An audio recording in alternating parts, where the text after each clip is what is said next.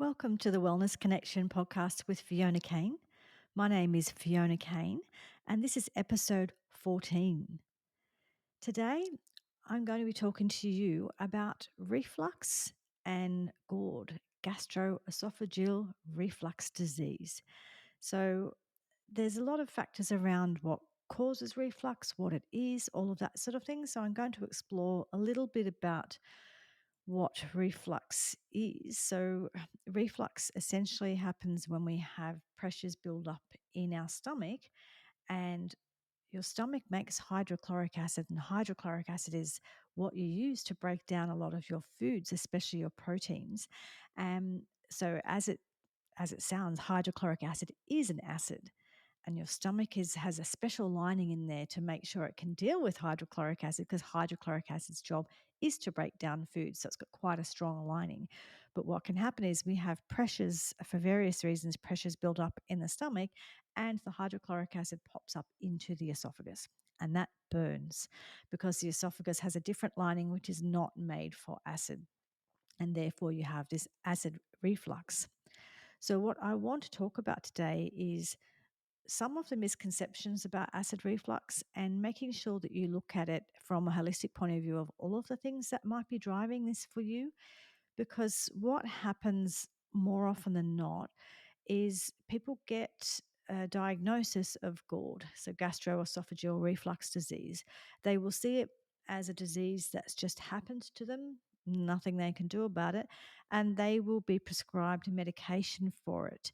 And the most common medication are called PPIs, which are proton pump inhibitors, and they are medications that help reduce how much stomach acid you make, how much hydrochloric acid you make. And they are beneficial from the point of view that they reduce your symptoms, because if you're making less acid, then there's less acid that's going to go up into your esophagus. So from a purely symptom point of view, they can be very helpful. However, as a long-term solution, they're not a good solution, and I will explain to you why. So, for starters, when we have gastroesophageal reflux disease, I'm just going to clarify a couple of things. So, one, there is real disease where people actually have physical changes to their stomach, to where they've got things like Barrett's esophagus, or they've got a hiatus hernia, where their stomach is actually sticking up into their esophagus. So there are absolutely structural disease and reasons that people do need to take medications. So there are very good reasons why those medications are used, and they have their place. They also have their place if someone has an ulcer in their stomach. To heal that ulcer, you really need to reduce that acid environment while you're healing the ulcer. So medications absolutely have their place, and for people who absolutely have like a structural disease, or something like Helicobacter pylori, which is usually what causes something like a stomach ulcer, those kinds of things, it absolutely has its place that you use those medications. However, there are many people who don't have that structural disease, and it's their lifestyle. It might be another medication they're taking. It might be food they're eating, and things around their lifestyle that's causing the gastroesophageal reflux disease. And for those people, which I think would be most of the people, I would guess, but let's just say at least half of the people, if not way more, who use these medications, I'm going to explain to you why it's not a good idea to use the medications if you don't need to use them, and some things that you can learn and do and try to get to recover from your gastroesophageal reflux. And certainly, this is something I help my clients with. So if you need help, you can always book an online consult with me. So, like I said, this is not having a go at people taking their medication. Sometimes there's very, very good reasons for it. And also, what I would say to you is don't just suddenly come off the medication, because you can have some of them have quite a rebound reflux that's really awful. So, if you want to come off these medications, then you need to do the work of preparing for that and what that's going to look like, and work with your doctor to do it safely. So now I'm just going to talk to you about some of the causes, some of the things that if you don't have any of those physical causes, I'm not talking about the physical causes that your specialist will diagnose. I'm talking about kind of the lifestyle causes. some of the things that may be driving a reflux. Then we'll talk about the medications and maybe why they're not a good idea to use for people who are using it for when they don't really need to, when there's other solutions. So for the other thing too, it's like when we have okay, one of the most common drivers of the reflux, the acid going up into the esophagus, is actually low stomach acid, not high stomach acid. So people assume that because the symptom is the acid going into the esophagus and it's very painful and it's very acidy, that it must mean they've got more stomach acid than they need. So therefore, oh, well, I'll take the medication because that reduces the stomach acid and that solves the problem. But the problem is more often than not caused by not enough stomach acid. So what we're doing is we've got not enough stomach acid, and then we're fixing it by making even less stomach acid with the medication. So that's one of the issues with how we're fixing it, because it's the low stomach acid that's causing the problem in the first place. So if you don't have enough hydrochloric acid in your stomach when you eat foods, they're going to sit there for longer because your body, your stomach can't break them down. So you're more likely to have just that heaviness. The food will sit there for longer. You sort of feel like your stomach that'll just sit there for ages. The carbohydrates in your meal, they're kind of ferment and start to kind of bubble up, and you're going to have this whole thing where um, you start to get pressure in your stomach, and you get pressure on the valves because there's valves in your stomach to go up and valves to go down. And this is where you start getting the pressure, and you start getting like the food will come up and the acid will come up. And so that is actually caused by, in many cases, low hydrochloric acid, not high hydrochloric acid. So you can see that already, looking at the idea of the fact that that medication to reduce your hydrochloric acid is going to solve the issue. Not really. It will just solve the symptom if you're getting pain from the reflux. And like I said before, there's purpose behind it, and burning your esophagus is a real problem, and ultimately can lead to things like cancers and stuff like that. So again, not putting down these medications. I'm just trying to put them into perspective of when you need them and when you don't, or when you maybe need to be on them for a short term, but find better solutions. So not bagging the medication, just our reasons for being on them long term. For many of us, it's not a good idea. Like all medications, they have side effects and they have issues. I believe always with any intervention, it's always about risk reward. And some people, the reward for being on those medications is far greater than any risks or problems. Other people, it's the other way around. So it's for you figuring out where you are on that and learning about it, talking to your doctor, making a decision, right? So it's not about pro or for or against a medication. It's about a medication being used appropriately when it is helpful, and not using medications long term when they're not going to be helpful or when they're going to cause more problems than they are worth. So the thing about hydrochloric acid, so not only does it help you break down your food, particularly protein, and protein is vitally important. So protein is what you use for healing and for making bone and muscle and skin and mucous membranes inside of your mouth and in your digestive system. And protein's involved in your immune system. It's involved in making neurotransmitters in your brain, melatonin, serotonin, things that sort of basically help you be happy and sleep and stay relaxed and not anxious and things like that. So protein is really important for so many things. And if you're not making enough hydrochloric acid, then you won't be breaking down your protein very well, and you might not be able to sort of get those amino acids and turn them into all of the great things that make your body and make your brain chemistry. So it is not being able to break down protein is a real problem. The other issue with low stomach acid, so besides the fact that you're not going to break down your protein and it's going to start to drive reflux, things are going to start going up, you've got all that discomfort. The other issue is that hydrochloric acid kills nasty bugs. So we do sort of consume throughout the day, we consume bugs, we breathe in things and we swallow things and whatever. And the good thing about our stomach and its sort of hydrochloric acid in that sort of really high acidic environment is it can kill some nasty bugs, bacteria, and things like that on their way through, things that really probably not a good idea to have in your body. If you've got low stomach acid, then what's going to happen is a lot more bugs are going to get through because there's not enough stomach acid there to kill the bugs. So then people who have low stomach acid, whether it be they already do or whether it be from the medications, they often end up with kind of IBS with various bacterial infections in the small intestine, or maybe anyway issues in the intestines where they've got the wrong bacteria that can cause lots of symptoms and lots of issues. So you're just more likely to end up with issues further down when you don't have enough acid up here. So having acid is really important, and that's why you don't want to be on medications long term if you don't need them. So some of the okay, so I'm just checking my notes here to make sure sort of I've got this right. But some of the common causes of reflux.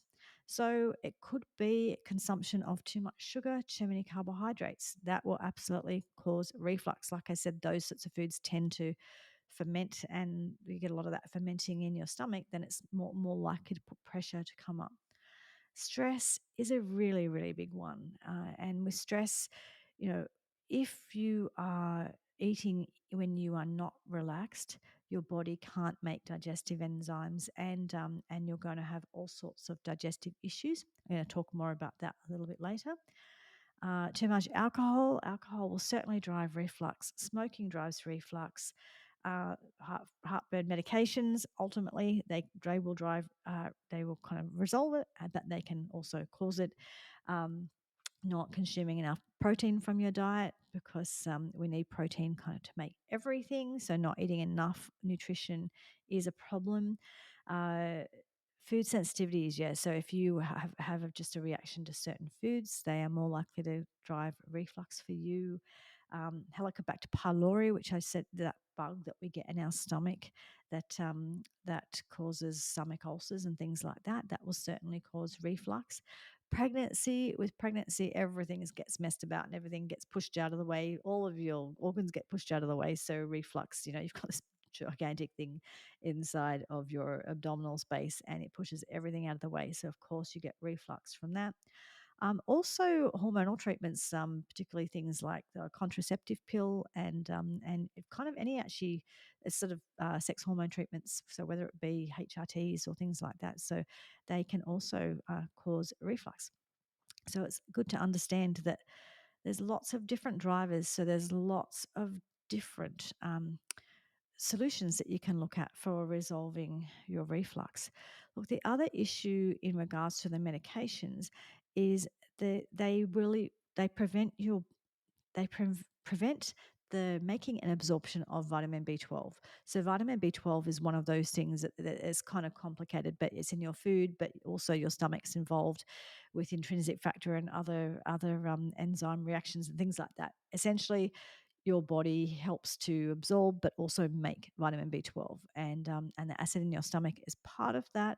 So if you don't have enough acid in your stomach, you can end up with B12 deficiency, which is why people, if they have their stomach removed, they have to have B12 injections, and why people with stomach issues often need to be on B12, or, like I said, have injections, because it is a really big issue to be low in B12. It will cause brain injury ultimately, and lots of neurological symptoms. So it's really, really important to make sure that if you're on these sort of acid blocking medications, you probably need to be on B12. You can talk to your doctor and have a blood test, or you can talk to me. But essentially, B12 is often one of the things that we need. And so it's kind of not the only nutrient, but essentially what will happen is when you're on those medications long term, it does cause nutrient deficiencies, and you're not getting enough protein, you're not getting enough of some of those micronutrients, which is what B12 is. And so you often do need to have injections or other kinds of or supplements. Sometimes they, depending on what's going on with the stomach, they may or may not be enough, but just ways of getting that nutrition in that you're not getting enough of because of the medication. So the medication, absolutely has its role, like I said, but long term, if you don't need it, it's not a good idea. And if there's other ways that you can manage your reflux, then it is a really good idea to do that. The other thing that often is kind of not talked about, but hydrochloric acid is, we use salt to make hydrochloric acid. So sodium chloride, that's kind of what partly what hydrochloric acid is made from. So sometimes when we're on really, really low sodium, low salt diets, that can also cause a lack of our hydrochloric acid. So I realize that people are on low salt diets for various reasons, usually relating to blood pressure. If you've got a real blood pressure issue, then of course I understand why that diet might be suitable for you. I don't believe, though, that a low salt diet is suitable for everybody, just as a blanket thing. I actually think that there's a lot of people who are low in the nutrient of sodium. So I think with like everything, it's got to be assessed based on the individual. But if you don't have a blood pressure issue or some other health issue that you talk to your doctor about, that means that you need to reduce salt, then it's okay to have salt in your diet. I'm not talking about enormous amounts, and I'm talking about, so if the salt you have in your diet is a little bit you put in your cooking and a little bit you put on your meal, that's fine. That's natural. There's a non-issue there for the most part for most people. It's the salt that we have in our packaged foods that's a problem. And that's not the only problem in the packaged foods. There's lots of problems in the packaged foods. So I'm not telling you to get stuck into bags and bags of chips and stuff like that that are really salty. I'm just saying that salt as an ingredient in our sort of normal just eat real food diet is generally a non issue for most people. In fact, it's actually beneficial. So be aware of not having kind of a too low salt diet. For most people, that's not a good idea. For some people, it works for some people, but it's not a good idea for most people. So I wanted to go back to this stress thing I was talking about before in regards to this. It is really, really important to understand how much stress does affect our digestion. So essentially, there's kind of two main modes for our nervous system. There's a little bit more, but this just makes it simple, right? So we have the fight or flight or rest and digest. So it's the sympathetic and parasympathetic nervous systems. And we should be in the parasympathetic, which is the rest and digest nervous system, most of the time. That, just the name of it gives you a clue, is resting and digesting. So when we're in rest and digest, our body can make digestive enzymes. It can do sort of detoxing and healing and the replenishing, healing, absorbing kind of space of keeping our body running well. When we are in the fight or flight part of our nervous system, sympathetic nervous system, that is when we are performing. So, like if an example is if you have some sort of threat, unfortunately, your body perceives all threats. If you perceive something as a threat, your body perceives it as a bear. So you might sort of have a job interview or a difficult phone conversation or something that you find stressful or difficult or challenging. And for me, it's a cockroach. I grew up, in a place where there was cockroaches around, but I don't understand now as I get older. I'm afraid of cockroaches. But anyway, I will see a cockroach and I will go into fight or flight. So my heart will start to beat and I'll start to go into fight or flight. So my body thinks that there's a threat, right? And there's not.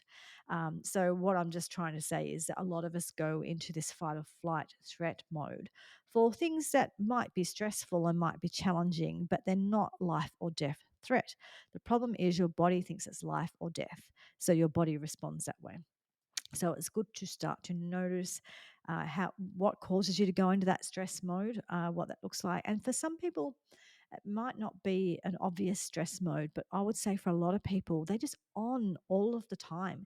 They just don't slow down, they don't stop. And I would say that would be, you would be in a certain level of stress mode if you're that way, even if you don't recognize it as having kind of like a stress mode, like I was talking about with the heart beating faster.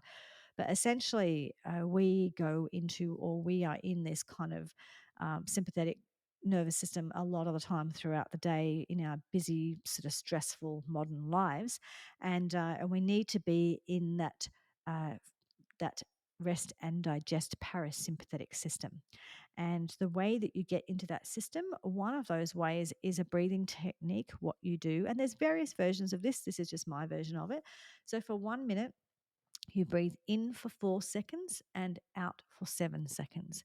So you do that, it's about 6 breaths. You do that for 1 minute. And in that time, you're sort of just breathing out that little bit longer than what you're breathing in. So in for 4, out for 7. And your body will flip from fight or flight into rest and digest. And that's kind of just a really fast way of doing it.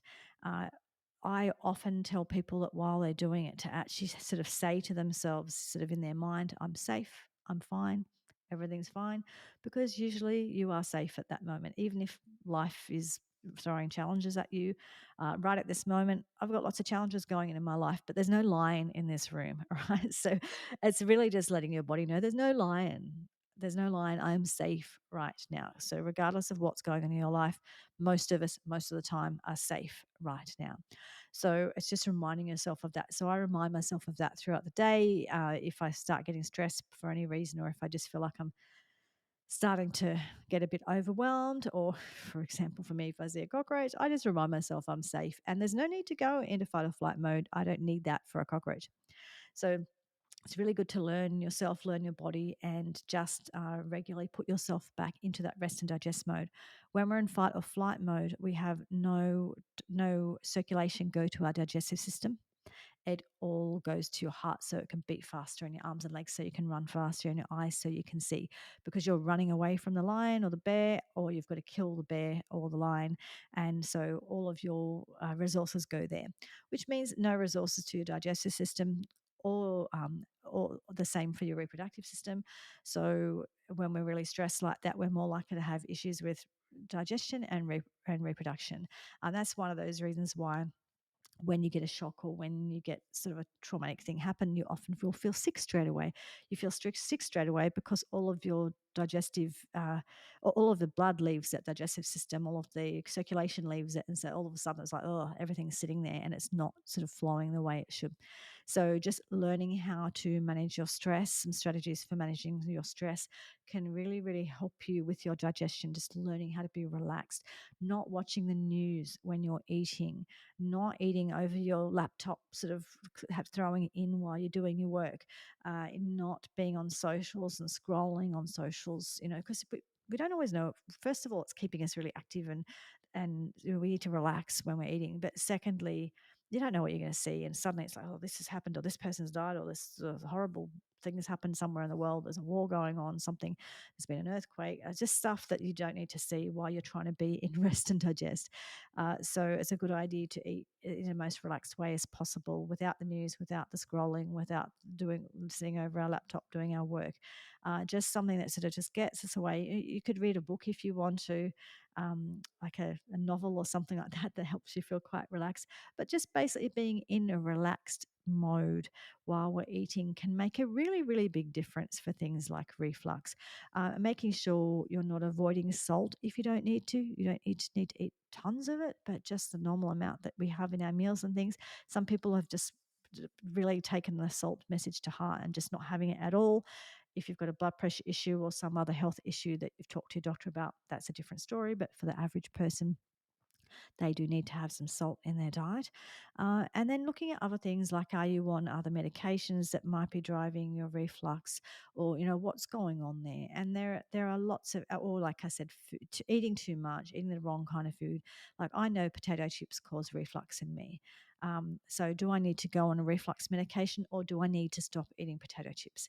Well, I choose to stop eating potato chips most of the time. Occasionally I'll have them because I'm human and that's okay, and we're flawed and I'm allowed to. But I don't have them all of the time because I don't want to cause reflux in myself all of the time.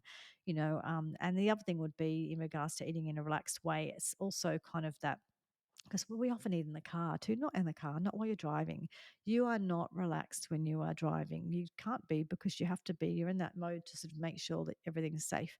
So certainly not while you're driving. If you are in a job where you drive for a living and you're able just to pull over for 5 or 10 minutes and eat the food, even that will make a difference. You'll be surprised at what a difference it can make, just 5 or 10 minutes of just being in a relaxed mode when you eat. So I would just encourage you with reflux just to start looking at what your causes might be, what the drivers might be, and what are some solutions for you. And that's the sort of, like I said, the sort of thing I work with my clients on. But just I don't recommend that anyone stays on those proton pump inhibitor medications long term if they don't have a really good reason to do so. Like I said, some people have an absolutely very good reason to do so. And some people, if they explore some of the other drivers and some of the other issues that might be driving it for them, they are able to come off those medication with support from their doctor and with support from a practitioner like me. So rather than kind of just go, oh, I have GORD, that's just something I can't do anything about, and therefore I have to take medication, look at all the things you can do. And even if you do have a physical issue and you have to be on the medication, there are still things you can do to help yourself. There's always things you can do to support your body to heal and to support your body to stay well. If it's to stay well while you're on the medication, if it's to support your body to come off the medication, different things for different people. But there's always something you can do. So it's just for some people, the medication is right and they do other things to support their body because they need the medication.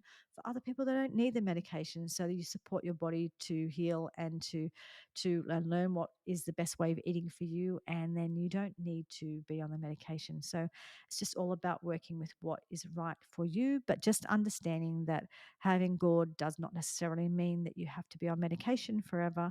It is different for different people, and it's not a good idea to stay on medications that we don't need.